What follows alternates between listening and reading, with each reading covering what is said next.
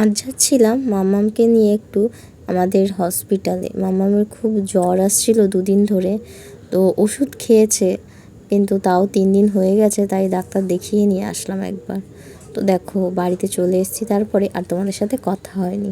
তো এটা হচ্ছে সন্ধেবেলা, যাচ্ছিলাম মাম্মামের সেরেলেকটা আনতে। তো দেখলাম সামনেই মাম্মামের স্কুলের পাশে হচ্ছিল অনুষ্ঠান, মানে ফাংশন হচ্ছিল সরস্বতী পুজোর দিন। তো আমরা পাশ দিয়ে যাচ্ছিলাম, দেখছিলাম। আর দেখো সেদিন সন্ধেবেলা থেকে একটু কারেন্ট ছিল না, তারপরে এসে একটু ফাংশন দেখলে বসলাম। আর দেখো আমার মেয়ে আমাকে পাত্তাই দিচ্ছে না। আমার মেয়ে তো আমাকে পাত্তাই দিল না, আমি কত ডাকলাম তাও পাত্তা দিল না, কী আর করা যায়। তারপর আর কি ঘুরে ফাংশনই দেখছিলাম।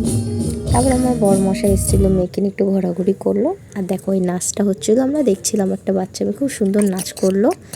তো তার কিছুক্ষণ পরেই বাড়িতে চলে এসেছি। তো তোমাদের সাথে আবার একটা ভিডিওতে দেখা হবে। তো আজকে